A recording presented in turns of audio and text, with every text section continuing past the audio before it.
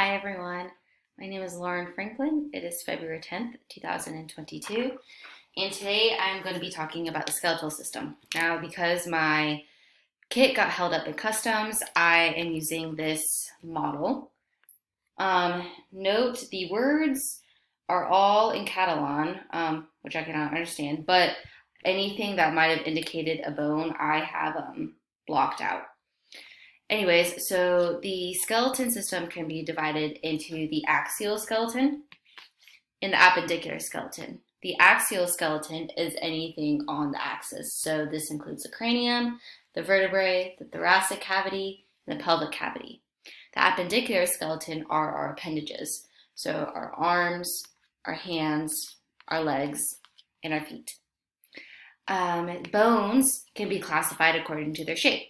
There are 7 shapes of bones. You have pneumatized bones, sutural bones, long bones, flat bones, short bones, irregular bones, and sesamoid bones. So these are the 7 kinds of shapes that bones can be.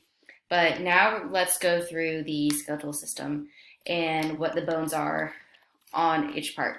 So starting with the skull, this frontal part here is called the frontal bone. These 2 lines right here above this, the nasal cavities, these are nasal bones.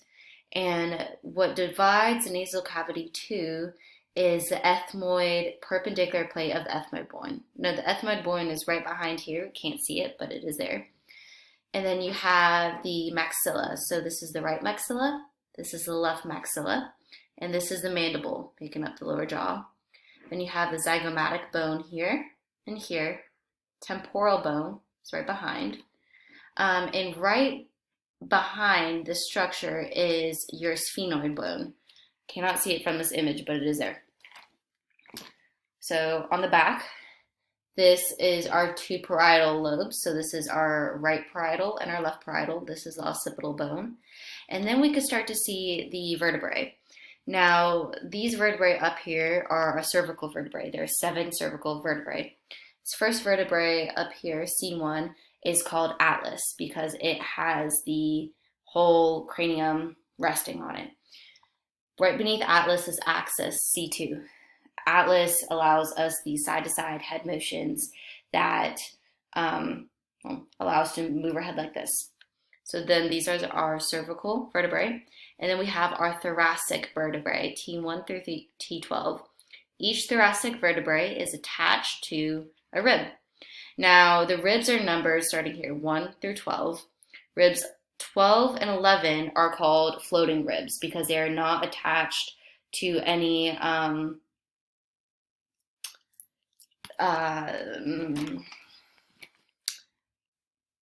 names will come to me in a second, but they're not attached to costal cartilages. That's the name. They're not attached to costal cartilages, so they're called floating ribs.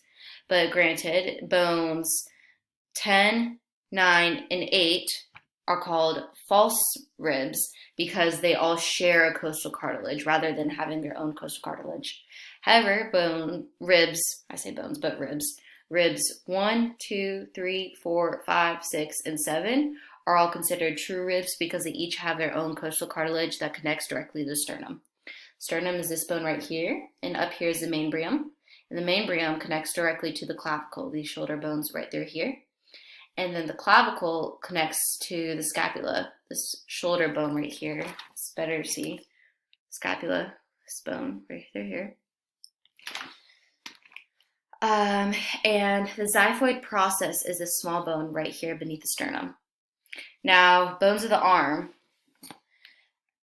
Humerus is this long bone right here that connects directly with the scapula, this long bone. The humerus articulates with the ulna, this bone right here, and then the radius, which is the lateral bone. Now, getting into the bones of the hand, first we have the sphenoid bone, sphenoid, and then you have the lunate bone, the tricolateral bone, and the pisiform. Sorry. This is a little hard to see.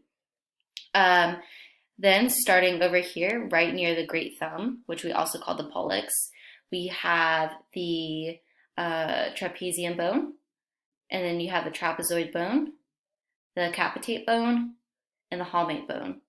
So these are the bones of the carpal of the wrist. Then, moving down, we start to have our metacarpals. Now, our metacarpals make up the beginning of our digits of our fingers. So we have the first metacarpal, which is the great thumb, and then second, third, fourth, and fifth metacarpal. Then the first metacarpal is the only metacarpal that has only a proximal and distal phalanges. So we have first proximal phalange, then first distal phalange, and then second, third, fourth, and fifth proximal phalanges, second, third, fourth, and fifth middle phalanges, and then second, third, fourth, and fifth distal phalanges. So these are the bones of the hand. Going back to where we ended over here on the vertebrae, now we are getting into our lumbar vertebrae, and there's 5 of them. 1, 2, 3, 4, 5 lumbar vertebrae that help support our lower back.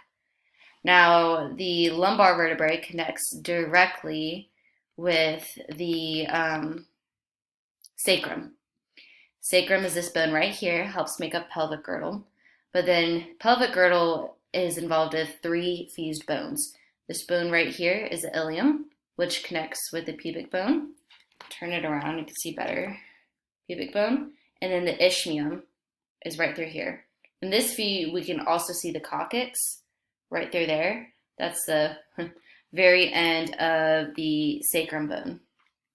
Or, well, it's its own separate bone, but it's attached to the sacrum bone. Then, turn it back to a frontal view. The pelvic girdle connects directly with the femur, the long bone of the leg, right through here. So we have femur, and then we have our patella, which makes up our kneecaps. And then we have the tibia, the long bone up front, and the fibula, the bone at the side. Fibula is better seen in the side bone right through here. Bones of the feet. So this is the talus, the caulinaceus, back to the front. And then we have the navicular bone. This is still a bit of the caulinaceus. And then you have the medial cuneiform, intermediate cuneiform, lateral cuneiform, and cuboid. Oh gosh, you couldn't see that. Okay. Medial cuneiform, intermediate cuneiform, lateral cuneiform, and cuboid. Then we have our metatarsals. So first metatarsal is a great toe. So first metatarsal right here. Then second, third, fourth, fifth metatarsals. Same thing, first metatarsal only is connected to a proximal and distal phalanx. So first proximal phalanx, first distal phalanx. And then second, third, fourth, and fifth proximal phalanx, second, third, fourth, and fifth intermediate phalanx or middle phalanx, and second, third, fourth, and fifth distal phalanx. So those are the bones of the feet. These are all the bones of the body. Now, a clinical application to my future studies, which, I'm about to go to dental school, hopefully study orthodontics. We'll see where this takes me.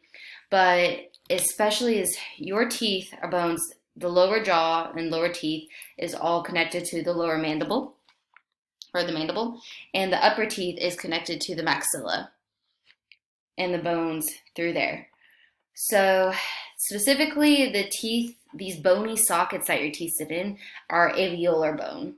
So my job in orthodontics is going to be figure out the best ways to manipulate this alveolar bone so we can slightly shift and change the position of teeth in order to correct bites, maybe straighten the smile, whatever that might be. I'm going to have intimate knowledge of how these bones were going to shift so you have someone their best smile one day. Anyways, that is all I have. Thank you again. My name is Lauren Franklin, February 10th, 2022. Thank you.